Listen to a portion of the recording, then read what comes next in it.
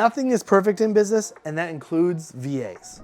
VAs or virtual assistants, right, have been around for a long time. If you wanted to talk about, do I think VAs might be going away? Could be a whole nother topic, but VAs, virtual assistants, have been around for a long time. Do I have some? Yes, we do. What has my experience been with VAs? They've been extremely beneficial to me, but not always. When you ask, oh, is it the same? They've been around for 10, 15, 20 years, however long, right?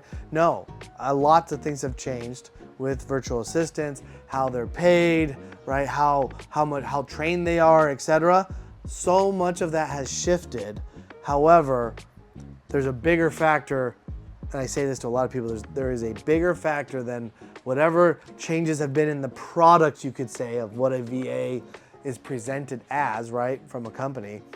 The bigger thing is you. You are the biggest factor. So I get asked all the time, are VAs worth it? Right? VAs don't work, right? People say that all the time, and guess what? I've experienced both. I've experienced VAs working and not working. That's why I say you are the biggest factor. And so I think there's a little bit of a misstatement out there, right, of what is expected, right? Expectations are off because most virtual assistants are advertised as, hey, you as a business owner have no time whatsoever. Go and hire a virtual assistant. They'll come in and take all this workload off, but they're not talking about that they might add a little bit too. It's always just about that, and that's great marketing, okay?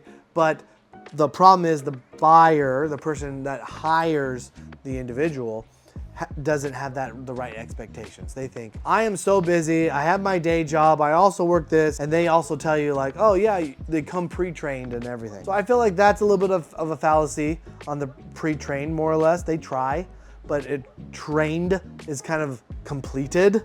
You're thinking like it's done, they're ready to go.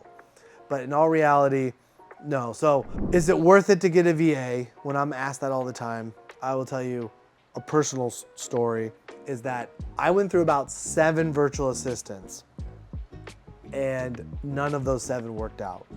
Some were better than others, and some probably wouldn't have worked out anyways.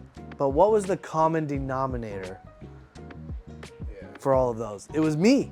I was the common denominator.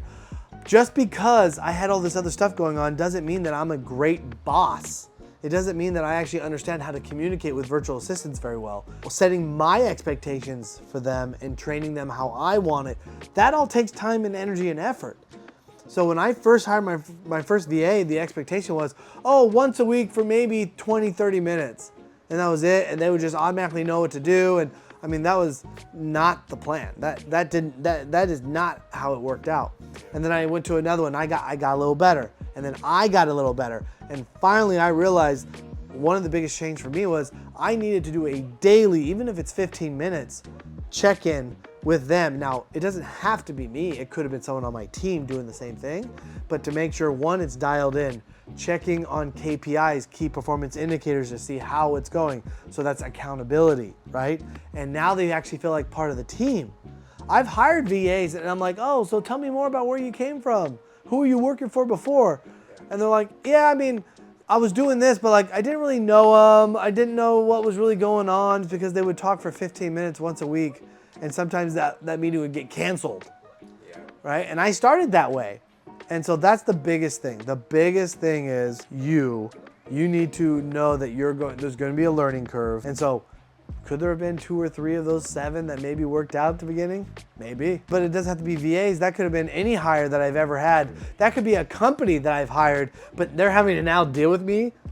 And now I'm this immature business owner and I can't give them what I want, right? Or what they need, I should say, right? Think about a tax professional.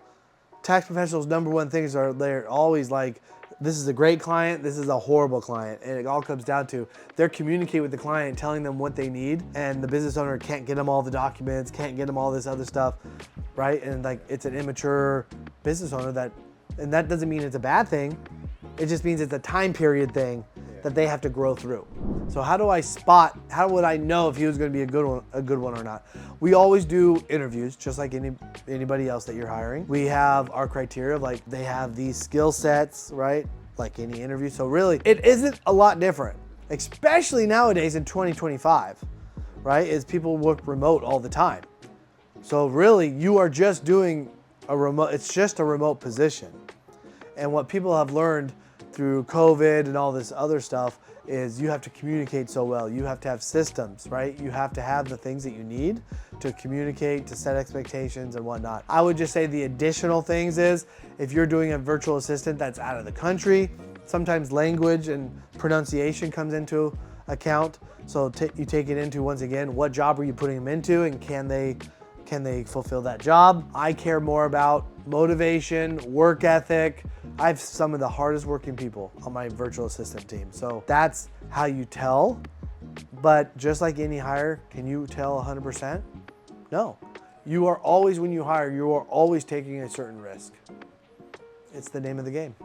If you're wanting to hire a virtual assistant, what does it look like? How would you kind of go about that, right? There are companies that are like a hub and you can hire them through, and I went through that initially on those first 7. And honestly, like, yeah, some of it might have worked, like I mentioned, but like, I don't think I was the right boss at the time.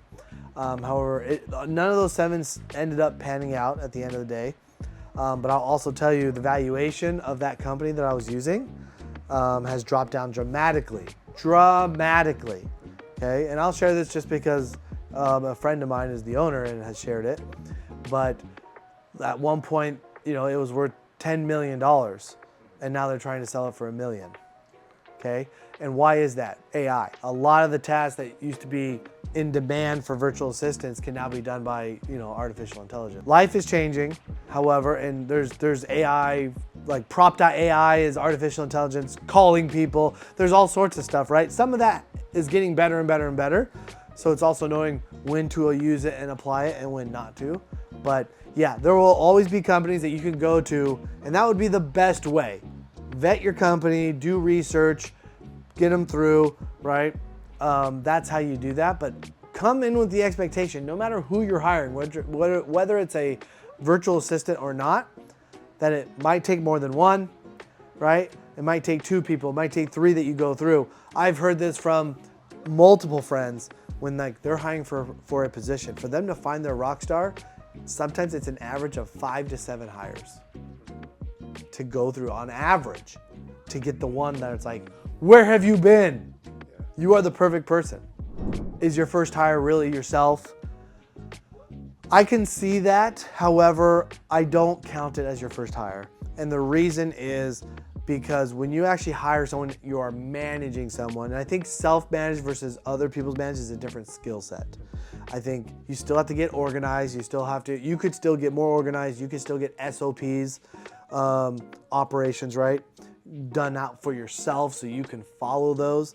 But what happens is, as an individual, you tend to just know things and do things, right? And then why do you think there's accountability programs, accountability groups? If you want to go lose weight, does your success rate go up if you go get an accountability person, right? It's because innately as humans, it is difficult sometimes to stay constantly motivated. So in all reality, what does that mean? That means if you were to consider yourself your first hire, you're going to massively fail on really managing yourself. It's different. It's a different way to think. So I don't count that. However, absolutely, you should probably start implementing some of those basic things that you would maybe wait for a first hire to do to just get ahead. Okay, with AI coming and with these virtual assistant vendors, right? They're losing valuation, right? Like, how do you save that? How do you pivot? I'm sure they're probably pivoting to having the VAs use AI, right? Before it was just, hey, learn how to use these CRMs, how to use these dialers, how to use these basic software. Now it's like, hey, you need to be trained in AI of prompt creation, because that's really, right now, that is a need. Even though AI can do some things, they have to have someone to do the prompts and know what prompts to put in. So I think, yes, if it was my company, that's how I would probably be pivoting it. Now, ultimately, the hard part is, I still think it's long-term wise going down. You can spend all this money. I think you're buying yourself time, because ultimately the prompts that you're doing now will be gone, and there'll be prompts to prompts, and they'll just get more and more basic prompts. For example, I just built a CRM this week in 35 minutes. Okay, I've never built anything really with AI before. Okay, I went on to base44.com, which is one of the many AI platforms out there that like leverage Gemini from Google and all this other stuff. This and that specific platform, it might not even be the best one. I don't really care, right? But I was like, oh, I need a new CRM for this specific business. I went on there and in 35 minutes, I created a fully functioning CRM and input form, all the stuff. And I was like, oh my gosh, I have other CRMs and other businesses. And I thought, I just built half of the software that we use over here in 35 minutes using AI. It blew me away. And so we already use that and implemented that in our business. And so it's going to keep growing. Now, do I have a little bit maybe from business also? I did teach myself programming and stuff. Do I really think that even helped? Probably not, but I'm a little more of a techie, but I just did it all by voice. I did it all by voice prompt. I could have typed it in too, but I was like, hey, just like ChatGPT, right? Here's the story. Here's my business. This is what we want to accomplish. And then, yeah, were there bugs? Yeah. And I fixed all the bugs just by running it. It was amazing. Does it sound like VAs is like a dying business? I do think so. Okay. I think there's pivoting involved, right? But I think bottom line, the most basic stuff that's being done is going away. And it's going to be automated by AI. And even more stuff is going to be done. So how do you save, whether you are a virtual assistant for somebody else or not, how do you save yourself? How do you make sure that you're employed, etc.? It's kind of the same thing. Do you get a specialized skill that could help? But the only problem is if you spend so much time on a specialized skill and then AI comes and dominates that exact niche, I mean, you're screwed. That's gone. So what I recommend to people is think about niches and stuff where you don't think AI is going to be around there for a while, which is interesting because some people like instantly go to service-based businesses. But the hard part is like you think, oh, a roofing company, but they do have robots already. You can go look this up online that can already install roofs, right, with robots. It's not going to be that long, right? Now they probably will come out pretty expensive at first, but so you can see the evolution. I think money. Think about any business and any job that requires capital up front to get going is going to be the safest businesses, because AI doesn't just give you money. Someone has to front the money still. So when AI comes in, it's going to help out a lot. But like if there's a business where you have to go spend a bunch of money to just get into it, whether it be equipment, right? Things like that, machinery, anything like that, I think you're a lot more safe. I think some in manufacturing, like there's gonna be a ton of AI to help the manufacturing happen, right? But it's like, okay, things still need to get to be built. Who's gonna come in and pay the money to pay for the equipment? And like lending, right? Do I think AI, now do I think people will leverage AI even with lending money to have conversations, etc.? Sure, but the AI doesn't have the money. So if you wanted to go out and lend money and get interest on your money, I mean, there you go. You can have your full business be lending out money, and AI is not gonna come the way I see it. I don't see AI coming in and ever being, having money. There's people behind it, right? Today, VAs are worth it. I just hired a new VA, like I mentioned. And so yes, right now still, VAs are happening. Is it gonna be that long until the answer is no? I don't know. So here's the secondary part to that question.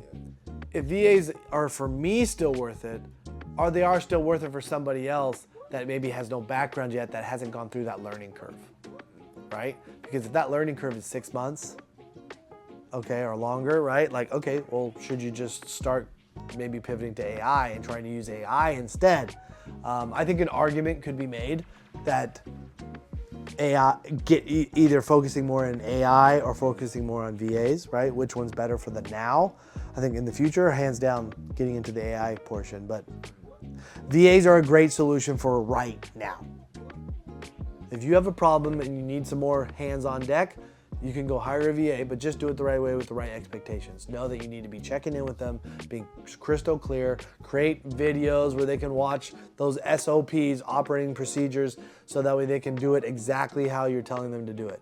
Yeah. And then, unfortunately, plan on also getting into AI and probably replacing them.